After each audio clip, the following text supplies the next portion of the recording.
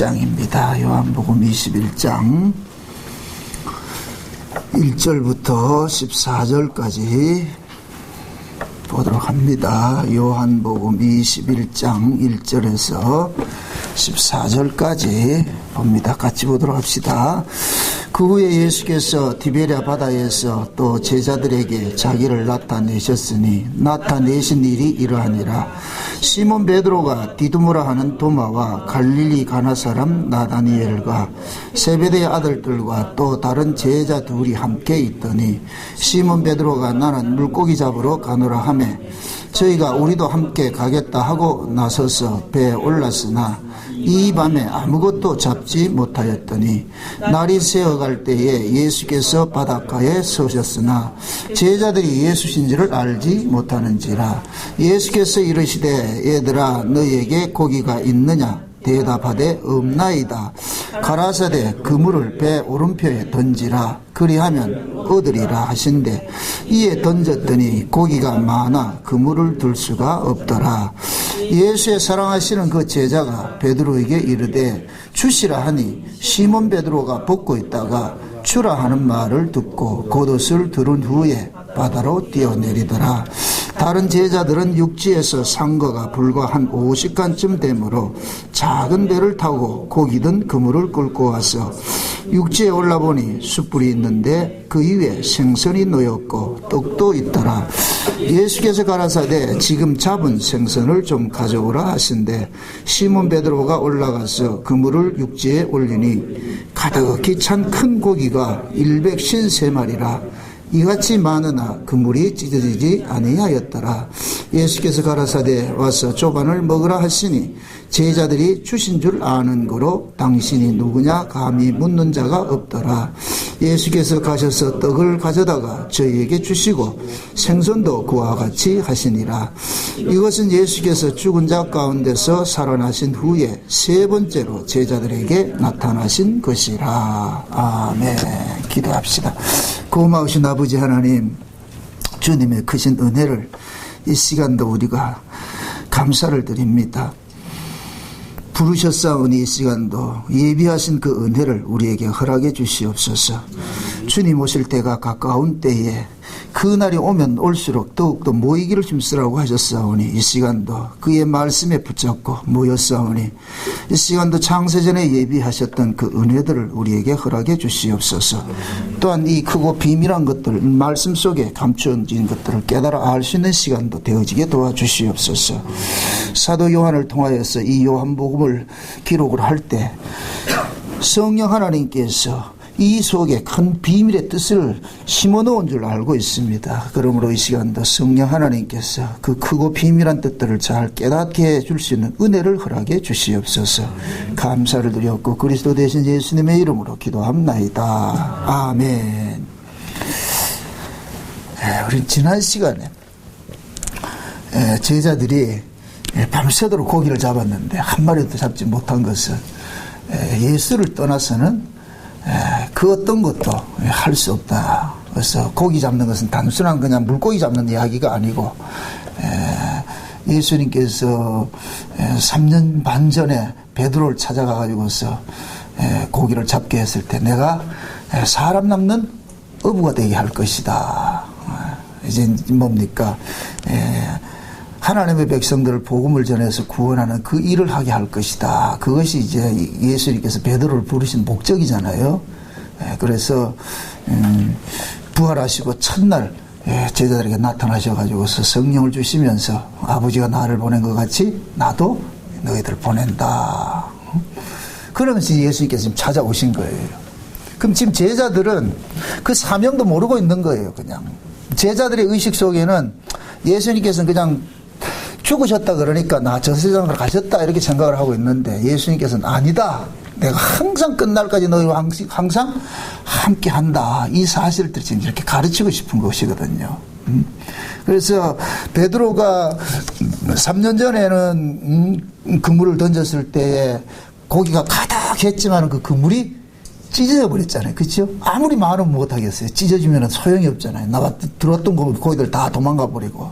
그런데 오늘은 3년 후에 지금 베드로가 또 한 번 고기를 잡는데 이때는 뭐냐면 예수님께서 고기를 잡게 하셨을 때는 그물이 찢어지지 않았다 이렇게 얘기를 하고, 그러니까 3년 전에 그물하고 3년 후에 그물하고 그 중간에 뭐가 있느냐, 예수님의 십자가 사건이 있죠. 그렇죠? 그게 예수님의 십자가 사건이 있기 전에 고기를 잡은 것들은 다 빠져나가 버렸고 찢어졌어. 그물이 찢어졌어. 그 3년 후에 십자가 이후에 예수님 부활하시고 나가지고 던져진 그 그물에는 가득 했는데도 찢어지지 않았더라. 그냥 이게 단순한 그 그물 이야기냐, 그 얘기는 아니거든요.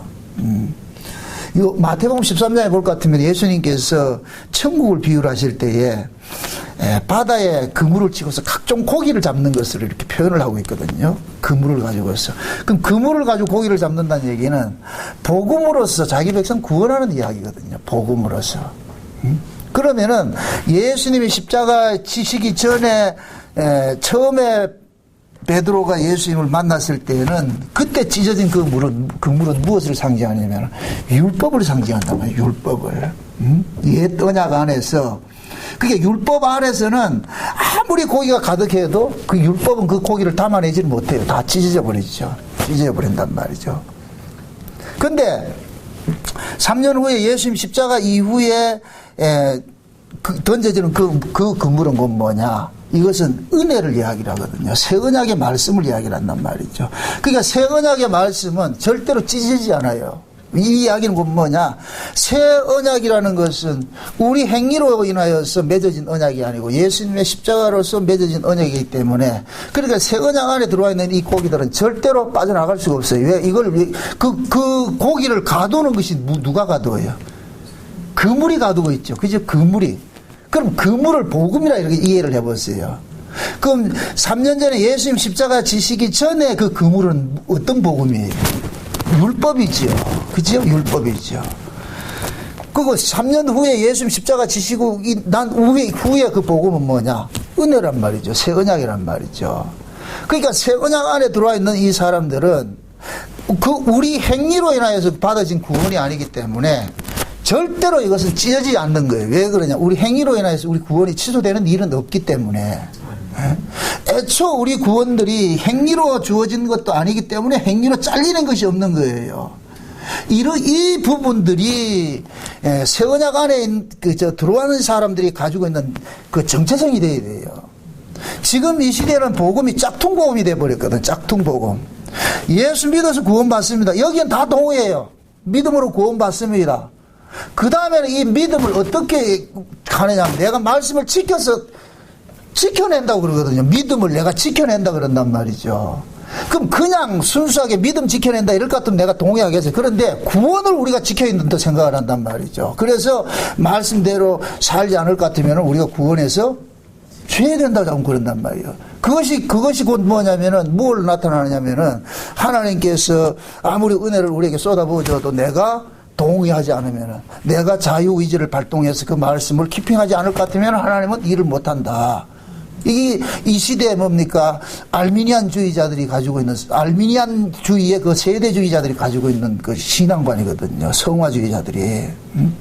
그러니까 그들의 말을 들으면은, 얼핏 들으면은 그럴듯해요.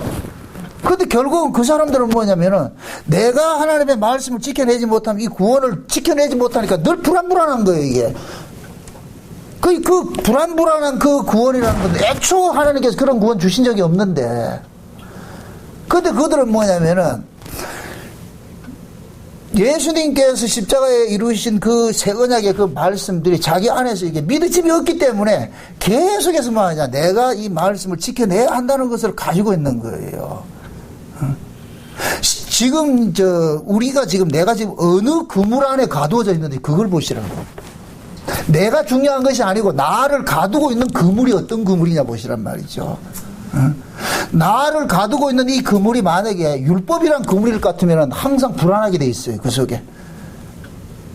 그 사람은 율법이란 그 그물 속에 가둬져 있을 것 같으면 항상 자기 행위로 인하여서 두렵단 말이죠. 말씀대로 내가 살았을 땐 기분이 좋은데 살지 못했을 때는 두렵고 말이죠. 그런 그 구원은 결국에는 뭐냐? 반석에 지은 집이 아니고 모래 위에 지은 집이니까 매 흔들리는 거예요. 계속 흔들리는 거예요. 그게 우리가 과거에 율법 아래 있을 때 신앙생활 모습이에요. 우리 율법 아래 있을 때 다 내가 나를 믿었잖아요. 그죠? 내가 내 열심을 믿었다니까. 내가 열심이 많을 때는 꽉 구원, 뭐, 그때는 천당 위에 만당도 가 있었지, 뭐. 내 열심이 많았을 때. 그죠? 근데 내 열심이 뚝 떨어지면 어떻게 돼요? 완전 저 밑에 개바닥이 떨어져 있잖아. 그죠? 이게 내가 신자가 맞나. 그래서 항상 뭐 하냐. 자기가 자기 꼬라지 때문에 올라갔다 내려갔다. 주님은 가만히 있는데 지가 올라갔다 내려갔다 이랬다니. 우리가 다 그랬다니까. 그게 왜 그러냐면은 내가 나를 둘러싼 그 그물이고 뭐냐. 율법이란 그물이기 때문에 그런 거예요. 율법이란 그물이기 때문에. 그러니까 율법이란 그 그물은 결국은 뭐냐. 그 구원을 내가 지켜야 되기 때문에 불안한 거예요. 한 번도 쉼을 누리지 못하는 거예요. 여러분들 우리가 율법 아래 있을 때에 진짜 신앙생활 때 보람도 있었어요. 보람도 있었는데 그 보람이 얼마나 가냐고요.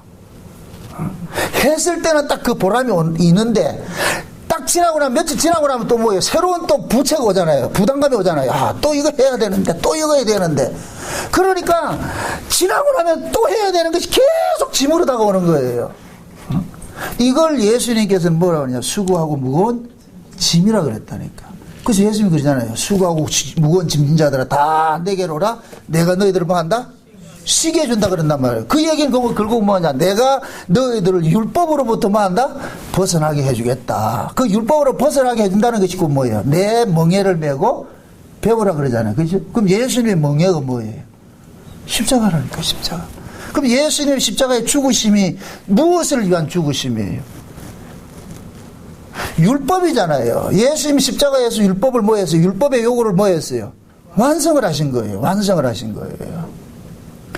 예수님께서 율법적 조문을 다 지켰다는 얘기가 아니고 예수님이 십자가에서 죽으신 것은 우리가 하나님의 말씀대로 살아야 되는데 우리가 하나님 말씀대로 살지 못하면은 죽임을 당해야 된다는 율법적 요구를 예수님께서 이루신 거예요.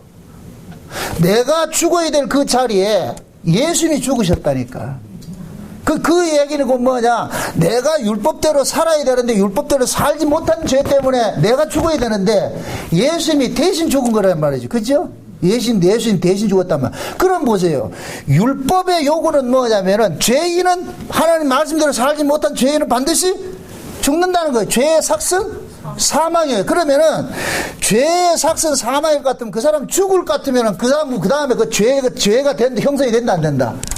일사부재리 원칙에 의해 가지고서 그 사람은 죄 문제에 대해 가지고 이걸 해결을 못할 때는 넌 죽어야 된다는 이것이 법이란 말이죠. 율법이란 말이죠. 그럼 율법에 의해서 죽임을 당했을 것 같으면 이제부터 율법으로부터 뭐가 돼버리냐? 자유자가 돼버린 거예요. 자유자가. 이게 로마서 7장 이야기예요. 로마서 7장에 볼 것 같으면은 남편과 아내 이야기를 하는데 율법이라는 남편이 있다 그래요. 율법이라는 남편이 있는데 근데 우리는 다 율법이라는 남편 아래 살고 있었어요. 그런데 이 율법이라는 남편에게를 벗어날 수 있는 길은 남편이 죽든지 내가 죽든지 둘 중에 하나가 죽어야 그것을 벗어날 수가 있는 거예요. 그런데 이 율법이라는 이 남편은 고래 심줄보다 더 질기가지고 죽는다 안 죽는다? 안 죽어요. 천지가 없어지겠으나 율법의 1.1핵이라도 없어지지 않고 떨어지지 않는다 그러죠. 그럼 율법은 안 죽는다는 얘기예요. 그럼 율법은 안 죽을 것 같으면은 그 율법에 매여 있는 마누라가 죽으면 되잖아. 그 아내가 죽거든요. 율법이라는 이 남편 아래에 있는 이 마누라. 그러니까 내가 죽지 못하는 그 자리에 누가 죽었느냐? 예수님께 대신 죽은 거예요. 그러니까 예수님이 죽으실 때 누가 죽었느냐? 나도 죽어버린 거예요. 그래서 내가 죽음으로 인하여서 율법이라는 남편으로부터 뭐가 됐다? 해방이 돼버린 거예요. 해방이 돼버렸단 말이죠. 비록 내가 율법이라는 남편으로부터 해방이 됐다 할지라도 여전히 우리의 몸뚱아리는 어디 아래에 있느냐면 죄 아래에 있는 이 몸뚱아리예요. 죄 아래에 있는 이 몸뚱아리로서 하나님 앞에 뭡니까? 예수님 앞에 시집을 와가지고서 예수님이라는 이 새신랑한테 시집을 와가지고 살아도 여전히 우리 몸뚱이는 뭐냐? 내가 율법 아래서 배웠던 그대로의 그 습성들을 그대로 가지고 있는 거예요. 그러니까 내가 하나님 말씀대로 못 살할 때는 불안하고 초조하고 막 공부하며 오는 거예요. 그게 그 사도 바울이 내 안에 두 법이 있다고 토설을 하는 거예요. 그 구조를 잘 보시라고. 남편과 아내 이야기를 해놔놓고 우리가 율법이라는 남편으로부터 벗어났다.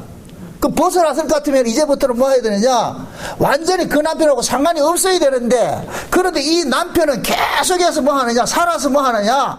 옆에서 깔짝거리는 거예요. 그 사람이 직접 나에게 대해가지고서 자극을 주진 못하지만은 내가 거기에 대해 아직까지 뭐가 돼 있느냐? 남아있단 말이죠. 그런 부분들이. 그래서 내 안에 뭐 하느냐? 두 법이 살아있는데 계속해서 투쟁을 하는데 결국 뭐냐? 내 안에 있는 이 법 중에서 하나님의 말씀을 지키지 못하는 법이 더 강하게 나를 엄습해 오니까 사도 바울이 괴로운 거예요. 벗어났다고 하면서도 그때 성령께서 깨닫게 해주시잖아요. 너는 이제 저쪽 신랑이 아니고 율법이라는 신랑이 아니고 예수라는 신랑한테 시집을 왔으니까 이제부터는 예수라는 신랑 안에 있는 사람은 결코 정죄함이 없는 거야. 그러니까 너는 이제 눈을 저 율법이라는 신랑한테 눈 두지 말고 그놈한테 뺏기지 말고 예수라는 신랑한테만 보고 살아라는 거예요. 그걸 일컬어서 뭐냐면은 생명의 성령의 법으로 산다 그러는 거예요. 그렇게 생명의 성령의 법으로 살면 네가 마음에 뭘 얻냐? 평안을 얻고 쉼을 얻을 수가 있어. 그런데 네 눈이 혹여라도 저 옛날 남편의 율법에게 돌이키게 될 것 같으면 그때 뭐냐? 죄와 사망의 법이 네를 딱 엄습하게 될 것 같으면 그때 네가 뭐냐? 공고와 환난이 온다는 거야. 마음속에. 그러면 자보세요. 우리 생각에는 이렇게 생각할 수 있잖아요. 아니 예수한테 신랑한테 왔을 것 같으면 율법이라는 남편을 없애버리면 되잖아요. 그러면 깔짝거리지 않을 것 같으면 내가 마음 놓고 살잖아요. 그죠? 근데 왜 없애지 않았느냐? 그 율법이라는 남편은 계속 옆에 있으면서 뭔가 해줘야 되는 거예요. 그것이 곧 뭐냐? 내가 예수라는 남편한테 시집을 와서도 지금 뭐 하느냐? 예수라는 남편을 온전히 믿고 사느냐 안 믿고 사느냐 이 문제가 지금 계속 걸려 있는 거예요. 그래서 믿음으로 살 때는 안심이 되는데 내가 믿음으로 살지 못할 때는 어떻게 되버리냐? 자꾸 뭐 하느냐? 마음이 쉼을 얻지 못하는 거예요. 그렇다고 이 사람이 잘려나간다는 얘기가 아니에요. 제가 그러잖아요. 마귀는 우리로 하여금 지옥 보낼 권세는 없어요. 그런데 우리의 구원의 즐거움은 자꾸만 빼앗아간단 말이죠. 그럼 우리가 구원의 즐거움이 언제 빼앗겨져요? 여러분들이 실제로 내가 언제 구원의 즐거움이 빼앗겨요? 내가 나를 보는 순간 빼앗겨버리는 거예요. 내가 나를 보는 순간. 그것도 내가 진짜 은혜 충만해가지고 지금 올라가 하고 있을 때를 보면은 괜찮아. 그죠? 근데 올라가는 것이 아니고 내려가 할 때는 여전히 뭐가 돼버리냐? 내가 낙심이 돼버리잖아요. 그럼 내가 낙심한다는 이 자체는 지금 내가 지금 누구를 믿고 산다는 얘기예요? 내가 나를 믿고 살기 때문에 그런 그 고민에 빠지고 이제 낙심하게 되죠. 그럼 우리가 믿어야 될 대상은 뭐예요? 예수 그리스도죠. 예수 그리스도. 아멘. 그러니까 내가 예수를 믿을 때는 안심이 되는데 예수를 안 믿으면은 불안한 거예요. 그래서 우리는 날마다 뭐 하냐? 우리가 그리스도 안에서 내가 살고 있다는 이 믿음이 우리를 붙잡아줘야 된다면 믿음 안에. 믿음으로 살아라 이 얘기는 다른 것이 아니에요. 우리는 자꾸 믿음으로 살아라 이렇게 얘기를 할 것 같으면 받아들이는 것이 뭐 하냐면은 우리 특유의 법 안에서 가지고 있던 뭡니까? 그 회로가 또 작동을 한다니까. 그럼 뭐 하느냐? 내가 뭐를 자꾸만 해야 되는 쪽으로 생각을 한단 말이죠. 아니, 믿음으로 산다는 얘기는 믿음이 뭐예요? 나를 믿으라는 거예요? 믿을 대상을 믿으라는 거예요? 믿을 대상이 있잖아요. 그분이 누구예요? 예수님이잖아요. 예수를 믿으라는 거예요. 예수를 믿으라는 거. 이렇게 그리스도 예수 안에 이렇게 거하는 사람일 것 같으면은 지금 베드로가 부활하신 주님을 만나고 나가지고서 그물을 오른편에 던져가지고서 잡았던 그 고기 속에 들어와 있는 거예요. 그 그물 속에 있는 고기들은 절대로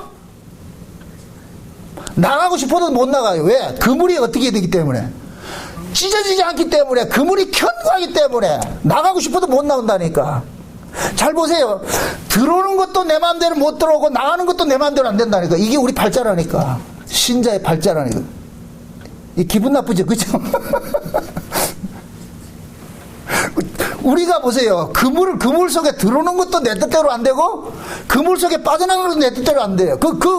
내 그물 속에 들어간 이 고기는 누가 책임을 지고 지켜내느냐? 그물의 주인이 지켜낸다니까. 아멘?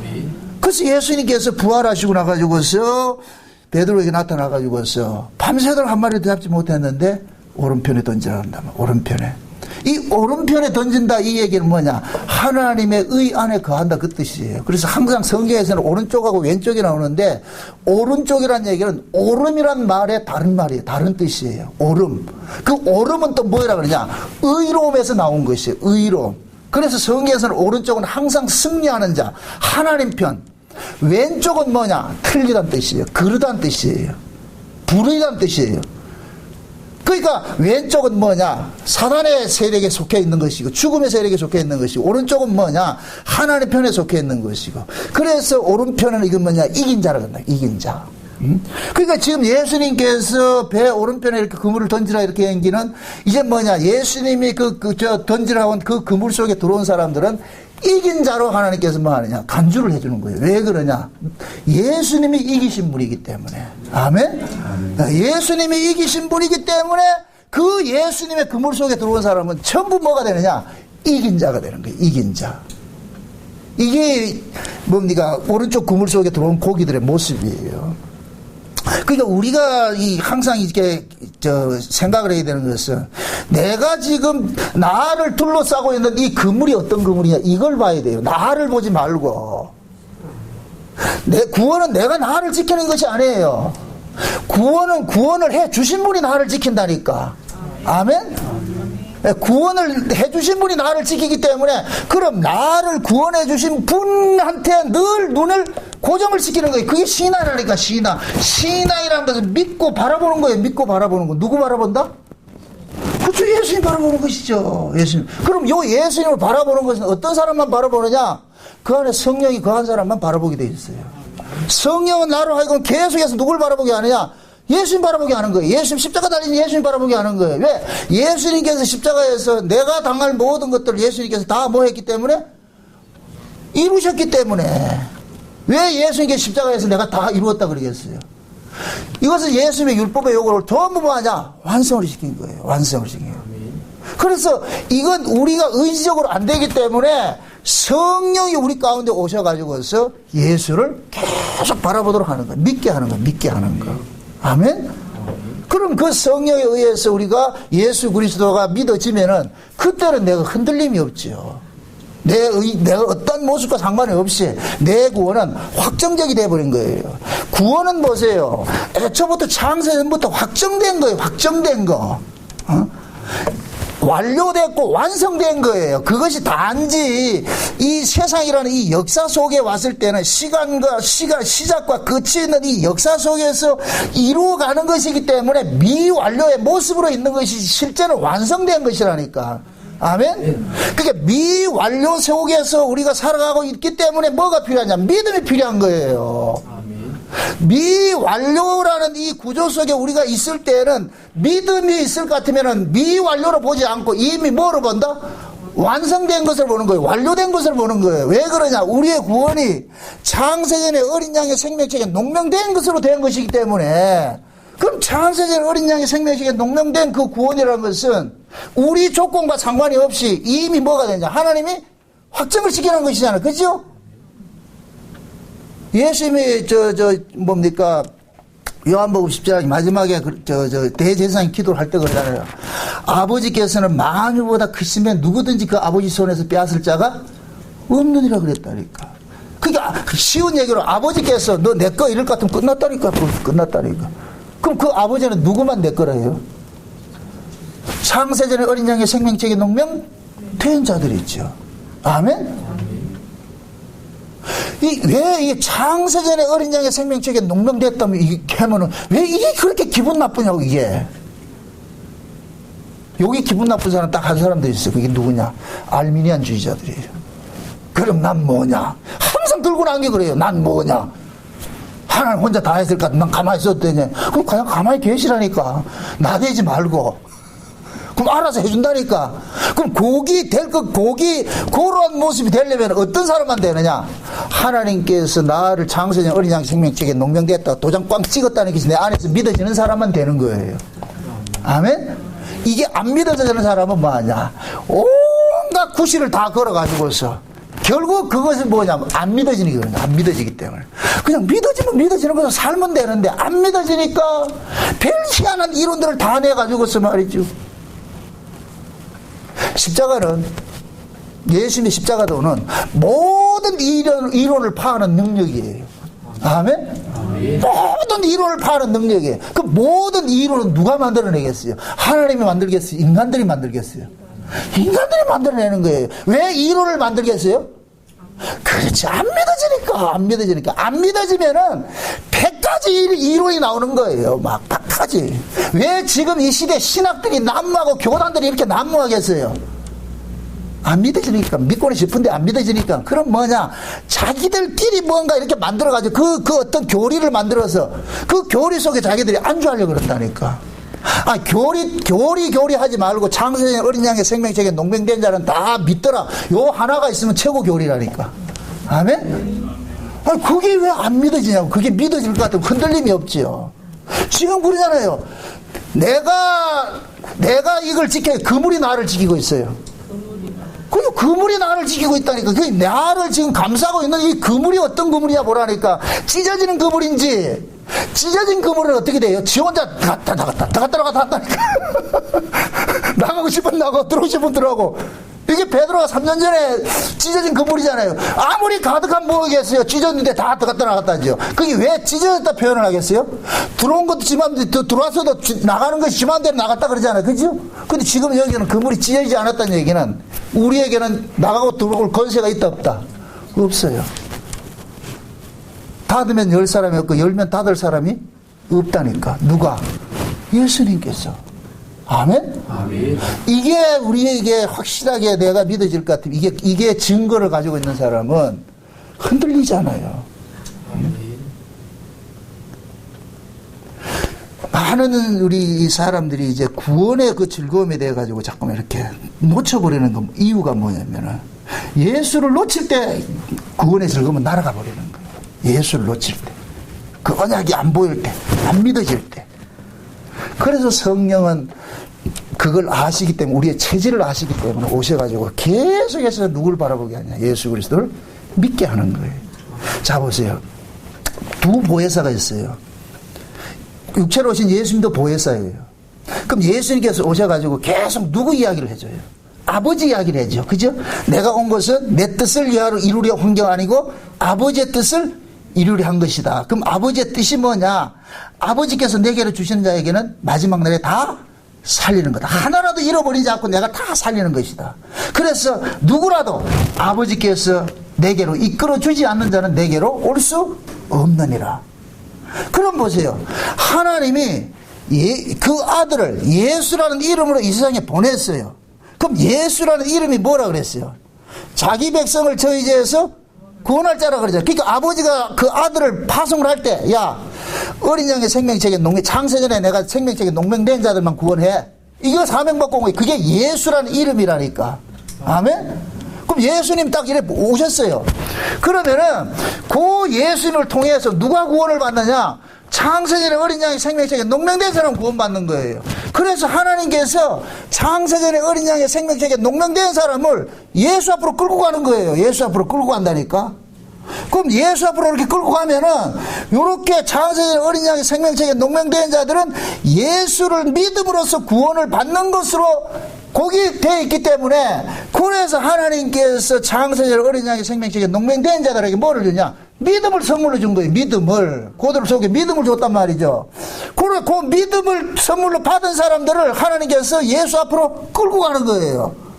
그럼 그 믿음이 발동을 해가지고 누구를 바라보느냐? 예수를 영접하게 되는 거예요. 아멘? 요걸 믿음에서 믿음으로 이른다 그런다니까. 이해되죠? 믿음이 믿게 하신 거예요. 그럼 요 믿음이 내 거예요? 하나님 선물이에요? 하나님 선물이잖아요. 이해되죠? 아멘. 하나님의 선물로 주신 그 믿음이 나로 하여금 예수를 믿게 하는 거예요. 영접게 하는 거예요. 영접게 한단 말이죠. 그렇게 요렇게 될 것 같으면 예수님께서 그러잖아요. 내가 온 것은 아버지의 뜻을 행하러 온 것인데 누구라도 아버지께서 내게로 이끌어주지 않을 것 같으면 내게로 올 자가 없다. 그러나 아버지께서 내게 이끌어준 자는 내가 하나라도 잃어버리지 않고 마지막 날에 다 살리는 이것이니라 그랬다니까. 그러면은 하나님께서 창세전에 어린 양의 생명책에 농명된 사람은 반드시 예수 그리스도를 믿게 되어 있는 거예요. 그렇게 해서 예수를 믿어서 구원을 하겠다는 이 하나님의 구원 방식이고 뭐냐, 주 예수를 믿으라 그리하면 너와 내 집이 구원을 받으리라는 그것을 나타나는 거예요. 그걸 우리들은 의지적으로 내가 자유의지 발동해서 예수 믿어서 구원 받으라 그 얘기가 아니고, 하나님은 누구를 어떻게 구원을 하느냐, 예수를 믿게 해서 구원을 시키겠다는 거예요. 아멘? 그러니까 주 예수를 믿으라 그리하면 너와 내 집에 구원을 얻으리라, 이 말씀을 온 세계에 던져놔도 그건 누구만 믿느냐, 창세기 어린 양이 생명책에 농맹된 사람만 믿는다니까. 농맹되지 않는 사람은, 말 같지 않는 사람하고 있는데 또 뭐 말 같, 요한복음 6장에 보세요. 예수님께서 내가 하늘로서 내려온 산 떡이다. 그러니까 많은 사람이 예수를 따르던 사람, 그때 거기에서 표현이 뭐냐, 많은 제자들이 떠나가니라 이렇게 표현을 한단 말이죠. 12제자만 제자가 아니고 수많은 제자들이 있었어요. 근데 예수님께서 내가 하늘로서 내려온 산떡이다, 누구든지 나를 먹으면은 그 속에 생명이 있고 그 사람은 영생하리라 이렇게 얘기를 하니까 많은 제자들이 쓸데없는 소리 하고 있는데, 내가 지가 요셉의 아들인 줄 알고 있는데 뭘 지가 하늘에서 내려와가지고 뭐 떡이라고 그러고 지가 뭐 우리가 신종이같이 잡아먹게. 그러니까 지들끼리 수근수근 항상 여론이 형성되잖아. 그죠? 여론이 확, 순식간에 여론이 확 형성이 되니까 어떻게 돼요? 다 떠나가죠. 자, 보세요. 중요한 얘기예요.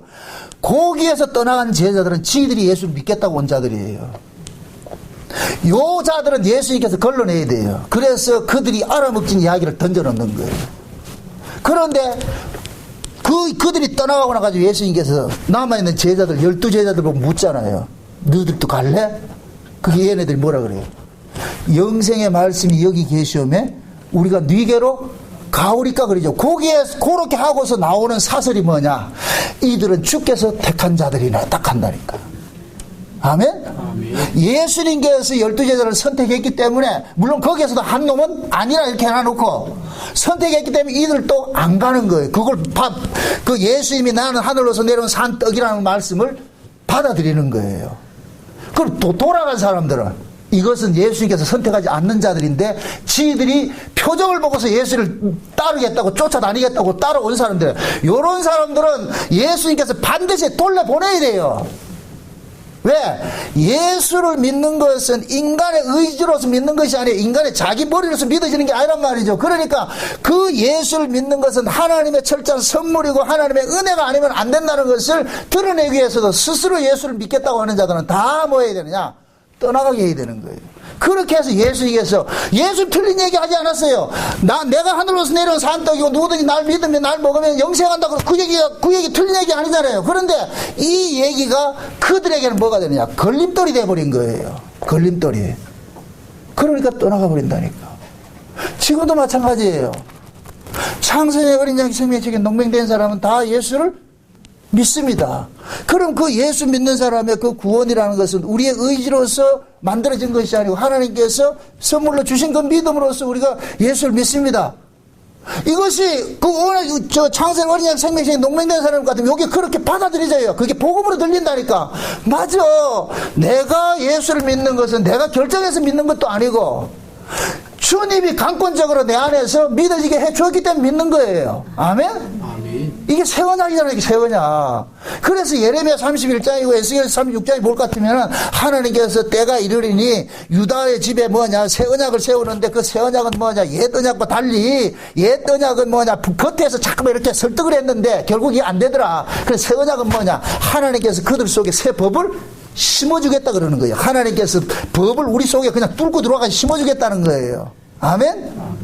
그 법이 심겨진 사람은 뭐 하느냐, 이제부터는 자기의 옛날 방식에 내가 율법적 사고로서 예수를 따르는 것, 하나님을 믿는 것과 다른 방식으로 하나님이 믿어지게 해주는 방식으로 믿는 거예요. 하나님이 믿어지게 해주는 방식으로. 그럼 그 하나님이 믿어지게 해주는 그 방식이 어떤 방식이냐? 성령께서 나로 하여금 예수 그리스도를 바라보게 하는 거예요. 예수 그리스도를. 예수님께서 십자가에서 다 이루심을 믿는 거예요. 그럼 예수님께서 보세요.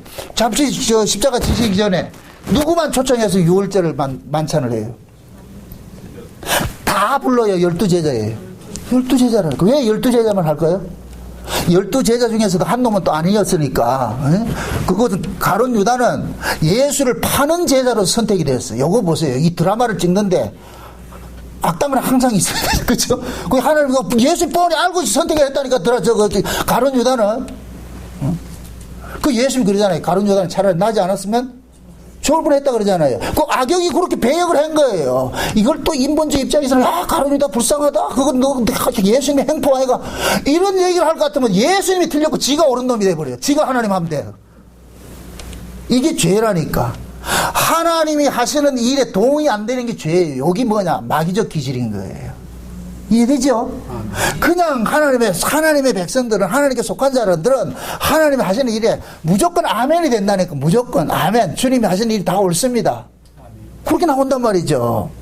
그래서 예수님께서 마지막 만찬 때도 12제자만 불러가지고서 그들에게 떡을 주고 포도주 나눠주는 거예요. 그러면서 하는 얘기가, 이 떡을 주면서 이것은 내 살이고, 포도주를 주면서 이것은 내가 너희들을 위해서 흘리는 바 새 언약의 피라 그런다니까. 새 언약의 피. 못을 박는다니까. 새 언약. 그럼 새 언약이라는 말이 되려면 뭐가 깔려 있어야 돼요? 그렇죠. 옛 언약이 깔려 있어야 되죠. 그럼 옛 언약은 뭐예요? 내가 율법 하나님 말씀대로 지켜야 되는 것이고, 그럼 이제부터는 새 언약은 뭐냐? 율법에 의해 가지고서 예수님께서 십자가에서 대신 요구를 완성해 주는 것을 믿는 거예요. 그래서 예수님이 죽는 거예요. 아멘? 그래서 예수님이 십자가에 죽으신 것은 우리의 죄를 담당하기 위해 죽으셨잖아요. 그죠? 우리의 죄를 담당하기 위해서. 그분은 죽지 않아도 될 뿐이에요. 죽는 것은 누구만 죽을 수 있느냐? 죄인만 죽어요. 근데 예수님은 죄 안에서 태어났어요. 죄와 상관이 없이 태어났어요. 죄와 상관이 없이 태어났잖아요. 그래서 성령으로 잉태됐다니까. 그럼 예수님은 죽을 수 없는 분이에요. 그럼 왜 죽을 수 없는 이분이 죽었느냐고. 그것은 그 뭐냐? 하나님께서 자기 백성들의 죄를 예수님에게서 전가시켜가지고 죽이는 거예요. 전가시켰어. 그러면은, 하나님, 그러면은, 왜 예수님이 죽지 않고, 인간 쪽에서 누가 나와가지고 대신 죽는 것을 하면 안 됩니까? 이렇게 말할 수 있는데, 인간 쪽에서 대신 지는 자는, 그것도 죄인이라니까. 아담의 혈통에서 난 자들은 누구라도 다 죄인이에요. 아멘? 그래서 인간 쪽에서 대신 속죄제물이 없는 거예요. 그럼 속죄제물이 되려면 우리의 죄를 대속해서 죽으시려면은 죄 없는 분이 와야 돼. 죄 없는 분이 주셔야 돼. 그래서 하나님께서 죄 없는 그 아들을 이 땅에 보내가지고서 죄인의 죄를 뒤집어 쓰는 것으로 담당을 시킨 거예요. 그럼 예수님 보세요. 본질적으로 예수님은 죄 없는 분인데 죄를 짊어졌죠. 그렇죠? 그래, 짊어지고 죽었어요. 죽었단 말이죠.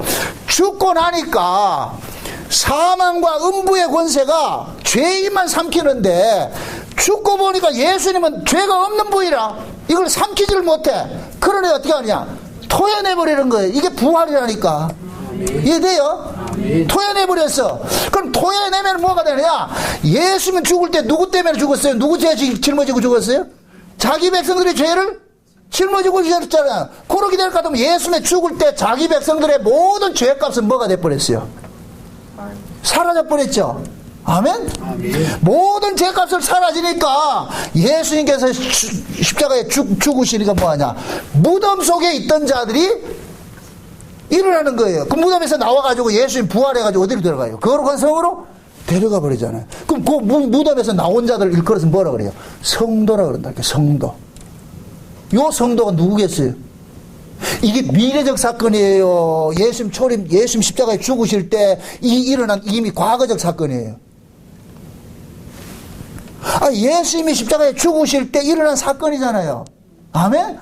그럼 예수님 십자가에 죽으실 때 누구 백성을 위해서 죽었어요?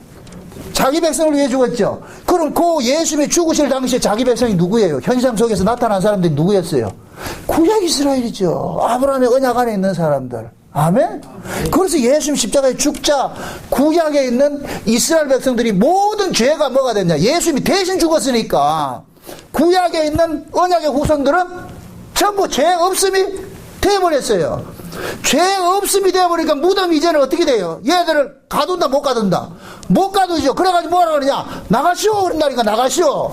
얘네들이 나오면서 왜요? 이러니까 당신들 죄가 저 예수가 다 담당했습니다. 이제 우리는 붙잡아둘 권세가 없습니다. 그래서 나갔다니까 다. 이해돼요? 그래서 예수님께서 십자가에 죽으시니까 구약의 모든 언약의 후손들이 몽땅 살아난 거예요. 이걸 순식간에 한민족이 생겨난 거예요. 한민족이. 이해되죠? 요건 꼭 뭐가 같으냐면은 구약에 볼 것 같으면 대제사장이 1년에 딱 한 번 지성소에 들어가는데 그때 어떻게 들어가느냐. 자기 피를 앞세워서 들어가요. 자기 피를 앞세워가지고 어디에 뿌리느냐 하면 법궤 위에 법궤 위를 일컬어서 하나님의 은혜가 임하는 자리라 이래가지고 시은자라 그런다. 시은자. 거기다가 자기 피를 딱 뿌리면은 하나님께서 그 피를 보시고 뭐 하냐. 이스라엘의 모든 죄를 용서해 주는 거예요. 아멘? 그럼 그 법궤가 뭐냐? 법궤 속에 뭐가 담겨 있느냐? 이스라엘 백성들이 광야에서 하나님 앞에 불순종한 3가지 증거물이 담겨 있다. 그래서 증거궤라고 합니다. 증거궤. 그러니까 그 안에 3가지 물건이 담겨 있는 건 온 이스라엘이 지금 그 속에 담겨 있는 것과 똑같은 거예요. 의인화시키면은 그 위에다 뭐를 뿌리냐? 대제사장이 자기 피를 뿌리는 거예요. 자기 피를. 그 구약에서는 짐승의 피를 뿌렸지만은 예수님께서는 오셔가지고서 히브리서는 그러는 거예요. 자기 피를 뿌려가지고서 자기 백성들을 속량을 시켰다 그랬다. 아멘? 그러니까 자기 피를 딱 뿌리니까 그 속에 법궤 속에 가두어져 있는 자들이 몽땅 뭐가 되느냐? 죄 없는 자가 되어버려가지고서 부활하는 모습이 예수님이 십자가에 죽으실 때 딱 현실로 나타나 버리는 거예요. 아멘? 그럼 이제 이 대제사장 예수님 대제사장 되셔가지고서 무덤에서 나온 자들을 또 어떻게 하냐? 아버지 옆에 데려가는 거예요. 그들이 그 뭐냐? 예수님이 다시 오실 때 볼 것 같으면은 흰옷 입은 무리들이 수많은 흰옷 입은 무리 따라오죠, 그죠? 그들이 구약이라니까. 이해돼요?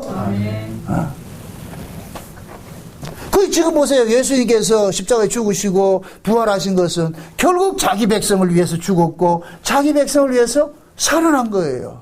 아멘? 그럴 것 같으면 요 사실을 믿어지게 하기 위해서 하나님께서 뭐냐? 예수님께서 내가 가면은 다른 보혜사를 또 보내줄게. 보혜사는 뭐 하시는 분이냐? 우리를 돕는 분이에요. 돕는 분. 왜 돕겠어요? 우리가 안 되니까 돕는 거예요. 우리가 안 되니까. 아무리 가르쳐줘도 우리는 안 돼요. 아무리 믿으라 해도 우리는 안 된다니까. 그래서 성령이 우리 가운데 오셔가지고서 우리를 돕는 일을 하는 거예요. 무슨 일을 하느냐? 누구를 바라보게 하긴다? 예수 그리스도를 바라보게 하는 거예요. 아멘? 계속 우리 안에서 뭐 하냐? 성령이 말할 수 없는 탄식함으로 우리가 하나님 앞에 강구한다는 그 얘기도 다 그런 뜻이란 말이죠. 우리가 예수를 바라보게 해, 그게 원칙인데 우리가 이게 안 되니까 성령께서 우리로 하여금 계속 예수 그리스도를 바라보게 하는 일을 하는 거예요. 아멘? 그러면은 성령이 그 안에 거하는 사람일 것 같으면 사람은 비록 자기 꼬라지가 형편없다 할지라도 하나님의 말씀대로 살아내지 못한다 할지라도 거기에 의지하지 않고 이런 내 때문에 누가 죽었느냐? 예수님께서 죽으셨다는 그 사실을 믿기 때문에 이 사람은 그리스도의 십자가를 바라볼 때마다 뭐가 생겨나냐? 감사가 나오고 찬송이 나오고. 아멘? 아멘. 그게 우리가 예수를 믿는 신앙생활이라니까. 응? 그래 이제 보세요. 예수님께서 부활하셔가지고서 제자들 찾아가가지고서 이제는 오른쪽에 던진 그 그물인데 그 그물은 얼마나 단단한지 153마리가 왜 여러분 상상을 해보세요. 153마리가 뭐 많아요? 고래가 걸리는가? 물론 큰 고기라 그러겠지만은 이건 그 뭐냐? 그 그물 속에 153마리라는 이 어종들이 가득하게 모인 것은 그 당시에 갈릴리 바다에 고기가 153가지 어종이 있다 그러더라고요. 153. 이 얘기는 곧 뭐냐? 갈릴리 바다는 온 세상을 이야기하는 거예요. 온 세상을. 그럼 온 세상에 흩어져 있는 자기 백성들을 구원해내는 거예요. 아멘? 우리가 지금 153마리 속에 들어가 있다니까. 어? 그러니까 뭐 여기에 대해서 학설이 많아요. 뭐 학설이 많은데 가장 이게 뭡니까 타당성이 있고 우리가 그 의미가 되는 것은 내가 받아들일 수 있는 것은 갈릴리 바다는 온 세계를 이야기하는 것이고 바다에 그물 던진다는 얘기는 온 세상에다 지금 뭐 하는 것이에요? 복음 전파하는 거예요. 복음 전파하는 거. 아멘? 그 복음을 듣고서 복음 안에 들어온 사람들은 뭐냐? 다 구원을 받는 것이죠. 그죠? 그러면은 갈릴리 바다가 온 세상을 모욕을 한다고 같으면 갈릴리 바다 속에는 온 세상에 흩어져 있는 자기 백성들의 모습들을 153마리의 고기로서 표현을 해주는 거예요. 아멘? 그러면 이건 뭐냐? 온 세상에 흩어져 있는 자기 백성들을 예수님께서 베드로를 통해 가지고 잡는 모습으로 보여준다니까. 그러니까 오순절 성령 강림이 이 음악을 와가지고서 베드로 12제자들은 예루살렘을 있었어요. 온 사방을 뛰었어요. 온 사방을 뛰었다니까. 온 사방을 뛰면서 뭐 하느냐? 건져내는 거예요. 자기 백성들 찾아내는 일들 한다니까. 그러면은 사도들이 성령에 감동하시죠. 성령이 강림하신 이후에 사도들이 나가서 외치는 그 복음, 이 복음 곧 뭐냐? 구약의 율법이에요? 새 언약이에요? 새 언약의 복음이죠. 그죠? 그럼 이 새 언약이라는 이 복음 속에 들어온 이 사람들은 예수님이 던진 그 그물 속에 들어온 사람과 똑같은 거예요. 아멘? 그러면은 예수님이 그물 속에 들어온 그 그물 속에 들어온 고기들은 예수님께서 끝까지 지켜내시는 거예요. 끝까지. 그러니까 구원이라는 것은 우리가 이루는 것이 아니고 누가 이루어가느냐? 구원을 하시는 분이 이루어가는 거예요. 그래서 끝까지 뭐가 되냐? 은혜인 거예요. 은혜. 아멘? 구원 속에는 우리가 그 자랑할 거 이만큼 있다 없다? 아무것도 없어요. 모두가 하나님 예수님 홀로 다 담당하신 것이라니까. 그 예수님이 홀로 담당했다는 이 사실들은 성령이 오셔가지고 믿어지게 해주는 거예요. 그래서 성령이 와가지고서 믿어지는 사람들은 자기의 뭐를 잘잘못과 자기의 잘난 것도 자랑하지 않고 자기 못했다고도 낙심하지 않고 잘냈다고도 자랑하지도 않고 오로지 누구만 자랑하느냐? 예수 그리스도 그분만 자랑하는 거예요. 아멘? 요렇게 그리스도 한번 바라보고 살아가는 요렇게 살아가는 그 삶을 걸어가지고서 새 언약으로 살아간다 그러는 거예요. 새 언약으로. 그럼 지금 우리는 뭐냐? 새 언약이라는 그물 속에 들어와 있는 거예요. 새 언약이란. 그럼 그 새 언약이라는 그 그물은 우리가 그 구원을 지켜낸다. 새 언약을 이루신 분이 지켜낸다. 새 언약을 이루신 분이 지켜내잖아요. 그죠? 그러니까 쉬운 얘기로 예수님께서 목숨 걸고 우리를 지켜내신다니까요. 아멘? 예수님께서 목숨 걸고 우리를 구원해냈으니까 예수님이 목숨 걸고 우리를 지켜내신다니까. 우리를 어떻게 구원을 했는데 예수님 목숨 버려서 구원했어요. 아멘? 그럴 것 같으면 이 구원을 목숨 걸고 지켜내겠어요? 안 지켜내겠어요? 지켜내지요. 좀 쉬운 말로 좀 속된 얘기로 우스갯소리예요. 예수님이 2번 죽기 싫어서라도 우리를 지켜낸다니까. 이해됩니까? 또 뭐 2번 죽는다 이렇게 하지 말고 예수님 십자가에 단번에 죽으심으로 우리 구원을 했잖아요. 그죠? 근데 만약에 자기 백성이 구원이 취소될 것 같으면 예수님 또 구원하려면 또 죽어야 될 거 아니에요. 그래서 예수님께서 단번에 이루신 구원은 예수님이 끝까지 지켜내는 거예요. 아멘? 그래서 히브리서는 그런 거예요. 2번 죽을 필요가 없다. 그렇게 2번 죽을 필요가 없다고. 단번에 끝내버렸다니까. 아멘? 그럼 단번에 이루신 그 구원은 예수님께서 단번에 그것을 뭐 하느냐? 지켜내는 일을 하는 거예요. 그래서 지금 현재 우리가 꼬라지는 일에도 뭐 하느냐? 하나님 앞에서 내가 나와가지고 아버지라 이렇게 부를 수 있는 담력이 생긴다니까. 아멘? 아멘? 갈라디아 4장을 보세요. 원래 유업을 얻을 아들인데 일정 기간 동안 율법 아래 뒀다가 때가 참에 하나님께서 그 아들을 율법 아래 나게 하셔가지고서 율법 아래 나게 하신 것은 율법 아래 있는 자들을 속량하기 위해서 예수님께서 오셨어요. 그래서 예수님 십자가에 딱 지시고 나니까 율법 아래 있던 자들을 뭐 하느냐? 자기 백성들이죠. 유업을 얻을 자기 백성, 자기 아들이잖아요. 요들을 뭐 하느냐? 은혜 아래로 옮겨놔 버렸어요. 은혜 아래로 딱 옮겨놔놓고 어떻게 하냐? 아들의 영을 부어줘 버리잖아. 너는 원래 아들이어서 종이 아니고 너희들이 몰라서 종노릇 하고 있었지. 일정 기간 동안 종노릇 한 것을 하나님께서 때가 되면 그 아들을 보내가지고서 종에서 이쪽으로 옮겨놨다니, 자유로 옮겨놨다니까. 고래 놔놓고 이제부터는 절대로 종노릇 하지 마. 그렇게 하면서 그들 속에 뭐하냐? 아들의 영을 보내주니까 그 아들의 영이 오고 나니까 우리가 아버지를 부르짖는단 말이에요. 그러면서 하시는 말씀이 다시는 약하고 천한 초등학문 아래로 넘어가지 말아라. 여기는 뭐냐? 너희들이 율법 아래에 있던 그 행선머리를 하지 말아라. 이제는 왜? 예수 그리스도의 죽으심으로 너희들이 그쪽에서 초등학문 아래에 있던 자들이 예수 그리스도를 통해서 은혜를 옮겨졌기 때문에 이제는 종으로 살지 말고 아버지 집에 아들로 살아. 아들로. 아들은 일과 상관이 없이 그 아들의 신분은 지켜지는 거예요. 아멘? 그럼 보세요. 요 아들놈이 반평생 어디 가서 살았어요? 종노릇하고 살았잖아요. 종노릇하고 살면서 뭐 하냐? 여기 아브라함의 후손들이 애굽에서 400년 동안 종으로 살던 것 똑같은 거예요. 그렇게 종으로 살던 놈들이 광야에 나오니까 꼭 애굽의 근성을 못 버리고 있잖아요. 그죠? 그러니까 애굽의 근성을 버리기 위해서 하나님께서 애굽에서 나온 놈들을 40년 동안 한 사람도 남기지 않고 다 죽이는 일 하잖아요. 그 애굽에서 나온 그 근성 가지고는 가나안 땅 들어가면 또 안 돼요. 그러니까 죽이는 것이라니까. 그게 우리 옛사람 죽이는 것과 똑같은 거예요. 아멘? 네. 그러니까 보세요.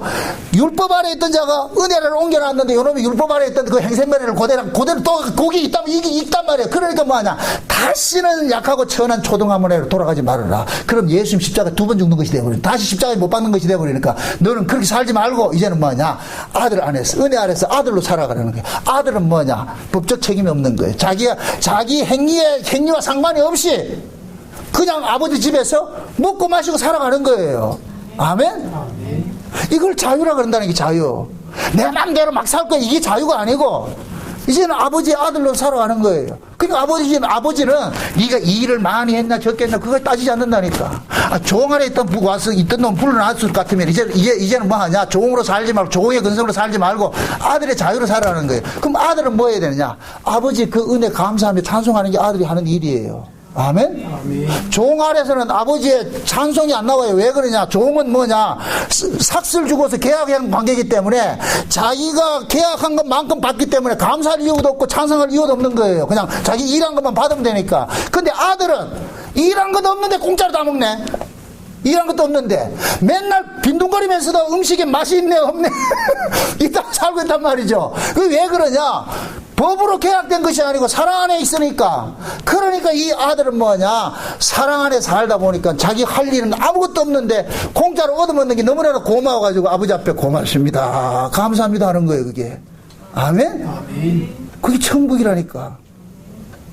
왜 24 장로들이 하나님께서 면류관 씻겨놨는데도 그거 쓰고 있지 않고 벗어 던지겠어요? 가서 너무 미안한 거라. 이거 내가 쓰고 있게 너무 미안한 거야. 이거 내게 아니라. 비로소 깨닫는 거예요. 그것이 비로소 깨달아질 때 거기서 뭐가 나오냐, 감사와 찬송이 나오는 거예요. 감사와 찬송은 강요돼서 나오는 게 아니에요. 감사와 찬송은 자발적으로 나와야 돼요. 자발적은 언제 되느냐, 깨달음이 와야 되는 거예요. 아멘? 그래서 성령이 우리 가운데 오면은 성령께서 깨닫게 해주시는 거예요. 우리 안에서 너의 그 죄악된 모습 때문에 누가 죽었느냐? 저 아들이 죽었다. 예수가 죽었다. 그럼 우리는 그 예수님을 바라볼 때마다 내가 죽어야 될 그 자리에 우리 주님이 죽으셨구나, 이 생각이 나로 사로잡을 것 같으면 그때 뭐하냐? 말할 수 없는 그 은혜의 감사가 나오는 거예요. 찬송이 나오는 거예요. 주여 고맙습니다. 이 버러지 같은 놈 때문에 주님이 죽으셨군요. 여기 진짜 구원에 대해서 아는 사람이에요. 아멘? 이 잘못된 구원가는 뭐냐? 아싸, 이제부터 또 마음대로 접시를 깨자, 내 마음대로 살자. 이거는 잘못된 구원가이고. 이해돼요? 진짜 그 구원의 은혜를 안다 할 것 같으면 점점 뭐하냐? 종의 자리로 들어가는 거예요. 종의 자리로. 그래서 내가 구원을, 정의를 하기를 뭐 하느냐? 우리는 율법 아래서 해방이 됐는데 진짜 구원의 은혜를 아는 사람은 율법의 종이 되는 거예요. 이건 스스로, 이게 뭐냐, 귀뚫은 종이 되는 거예요. 귀뚫은 종이. 해방을 시켜줬음에도 자유한 동물을 살지 않고 나는 이 집 주인이 너무나도 좋아가지고서 이 주인 밑에서 평생 동안 내가 종으로 살겠습니다 했을 때 주인은 그 사람을 데리고 재상한테 가가지고서 이러저런 얘기를 한단 말이에요. 원래 이 사람은 내가 종에서 자유를 줬는데 이 사람은 우리 집에서 나가지 않고 평생 동안 나와 살겠다고 그럽니다. 그래서 재상은 그 성전 문에다 대고 길을 뚫어있는, 이게 귀뚫은 종이라니까. 이게 귀고리의 최초의 시초라니까. 이게 귀고리를 알고 아직 하고 다니시라고 이게. 귀고리를 하는 것은 이제는 평생 동안 주인의 말만 듣겠습니다 하는 것이 귀고리예요. 그게 섣불리 귀고리 하지 마시라고. 그럼 그 귀뚫은 종은 뭐냐? 그 주인 집에서 종 노릇하면서도 뭐 하느냐? 감사하잖아요. 그래, 그 사람은 종이 아니에요. 자유자인데 종의 모습으로 사는 거예요. 아멘? 분명히 자유자예요. 해방되라, 해방. 근데 이 사람은 나는 자유자로 사는 것보다 주인의 집에 종으로 살기 좋겠습니다. 그래서 종로로 사는 거예요. 여기 꼭 뭐가 같으냐? 우리가 율법 아래 했던 사람들을 하나님께서 그 은혜로서 은혜 아래로 옮겨놨다니까. 그 은혜가 너무너무 커서 다시 뭐 하냐? 율법을 내가 지키는 식으로 살아가게 되는 거예요. 그 율법 지키는 것은 억지예요, 자발적이에요? 자발적이죠. 아멘? 요게 신앙생활이라니까. 근데 지금 이 시대 구원 잘못 이해를 한 사람도 뭐 하나야? 율법과 아주 상관없는 것 같이 살고 있다니까. 아니, 율법은 없어지는 게 아니에요. 무율법주의자도 안 되지만은 율법 폐기론자도 안 되는 거예요. 율법은 항상 살아있어야 되는 거예요. 아멘? 아멘. 진짜 구원받은 사람은 그 율법에 스스로 율법을 지키고자 한다니까. 선한 양심이 율법을 지키려고 한다니까. 아멘? 왜 그러냐? 율법 속에 뭐가 담겨 있느냐? 하나님의 뜻이 담겨 있단 말이죠. 나 이런 사람을 원한다. 이런 사람을 원한다. 그래서 우리는 비록 죄 아래서 난 몸이지만은 아버지의 뜻에 굴복당하는 쪽으로 내가 말씀을 지키는 식으로 나아가는 거예요. 아멘? 이럴 때 내가 말씀을 지키는 것은 내가 이 말씀을 지켜서 뭔가 의로워진다. 이게 아니고 마땅히 내가 하나님 앞에 받은 그 은혜가 너무 커서 이 말씀을 순종하는 쪽으로 나타나는 거예요. 그걸 순종이라 그런다니까. 아멘? 순종은 억지가 아니에요. 복종하고 순종은 달라요. 복종은 뭐냐? 내 의지와 상관없이 강제적으로 해야 되는 거예요. 순종은 자발적으로 하는 거예요. 우리는 율법 안에서는 복종하며 살았어요. 거기는 율법 안에서는 내 의견이 없어요. 하라면 해. 이게 율법이에요. 법이에요.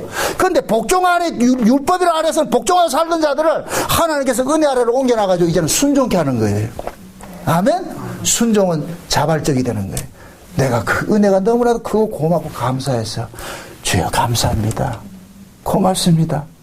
그렇게 했을 때 그 사람은 순종하면 순종할수록 뭐를 느끼느냐? 기쁨을 느끼는 거예요. 감사를 느끼는 거예요. 아멘? 이러한 모습이 일컬어서 이래서 천국이라 그러는 거예요. 천국. 예수님께서 우리 안에 그 나라를 이루어 주셨어요. 그래서 진짜 구원받은 신자들은 나가 놀아라 이래도 아니요.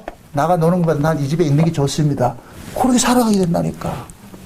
더 열심을 갖고서 말이야. 더 감사하는 자리로 나아가게 된다니까. 그게 신앙생활이라니까. 괜히 복음 어줍잖게 알아가지고서 말이죠. 이제는 우리가 행위로 구원받은 게 아니고 하나님 은혜로 믿음을 구원받았으니까 이제 내 맘대로 살아야 된다. 그래서 교회도 안 오고 지 맘대로 돌아다니면 그건 구원받은 사람이 아니에요. 그거는. 그 구원을 오해하고 있는 것이죠. 그런 구원을 준 적이 없어요. 진짜 구원을 안달 것 같으면 깃도는 좋은 걸 산다니까. 아멘? 누가 기도를 했냐고. 지가 살다 보니 너무 좋으니까 길을 자발적으로 뚫은 것이지. 그럼 길을 뚫은 사람이 억지로 일하겠어요? 자발적으로 하겠어요? 자발적으로 하지요. 그래서 신앙이라는 것은 복종의 단계에서 순종의 단계로 넘어야 된다니까. 아멘? 억지로 시켜서 하는 건 복종이에요. 교회 신앙생활도 마찬가지. 여러분들 교회 생활하는 건 억지로 목사가 시켜서 하는 건 이거는 율법 아래 있는 모습이에요. 자발적이 돼야 돼. 순종이 돼야 돼. 아멘? 그 순종은 뭐냐? 순종의 베이스에 뭐가 깔려있나? 기쁨과 감사가 깔려있는 거예요. 너무 고맙고 너무 감사하니까 순종이 되고 찬송이 되고 그게 나오는 거예요. 응? 그렇게 이렇게 살아가는 사람을 일컬어가지고서 예수님이 던진 그 그물 속에 지금 가둬져 있는 거예요. 그래서 이 새 언약이라는 이 그물 속에 들어온 사람은 절대로 빠져나가지 못하는 거예요. 누가 지키기 때문에? 예수님께서 지키기 때문에. 부활하신 주님께서 딱 지키기 때문에. 이제 오순절 성령 임하가 나가지고서 베드로가 그 그물 가지고서 세상에 나가서 던지는 거예요. 예수님께서 던지게 한 그 그물 있잖아요. 그게 곧 뭐냐? 복음이라니까, 복음. 아멘? 그 복음 가지고 세상에 나가 던진다면, 그럼 그 복음 안에 들어온 사람일 같으면 또 하나님께서 철저하게 지켜주죠. 너는 내 것이다. 딱 해서. 그런 사람에게 뭐냐? 성령의 인침이 이루어져 성령이 보증으로 요와 있는 거예요. 성령이 속에서 보증이 되셔가지고서 우리 행위를 보지 않고 누구를 바라보게 하느냐? 예수님의 피로 맺은 새 언약을 믿어지게 해서 그 믿음 안에 살아가게 하는 거예요. 그러한 사람에게 뭐냐? 늘 생명에 평안이 이렇게 있다는 거예요. 마음속에 평안이 있는 거예요. 이런 평안으로 살아가는 그 삶을 일컬어서 하나님 나라가 임했다 그랬다. 아멘? 부디 여러분들 마음속에 예수 그리스도의 그 핏뿌림으로 맺어진 그 새 언약의 말씀들이 여러분 마음속에 확 믿어져가지고서 그 어떤 것도 보이지 않고 오로지 예수님께 십자가에 다 이루신만이 여러분들이 믿어져가지고 그 믿음으로 여러분들이 생명의 평안으로 여러분들이 살아가시길 주의 이름으로 축원드립니다. 기도합시다. 아버지 하나님 감사합니다. 하나님께서 우리에게 주신 구원은 우리 행위로 둔 것이 아니고 하나님의 은혜로 준 것이고 그 은혜가 예수님의 십자가로 발생된 것인 것을 알았습니다. 그러므로 우리가 복종하는 자가 아니라 순종하는 자로서 살아갈 수 있도록 날마다 우리의 마음을 주장해 주시옵소서. 그래서 이제는 좌로는 오늘 흔들리지 말고 오직 십자가이신 그 예수님만 바라보면서 새 언약 안에서 마음껏 평안을 누리며 살 수 있도록 도와주시옵소서. 예수님의 이름으로 기도합나이다. 아멘.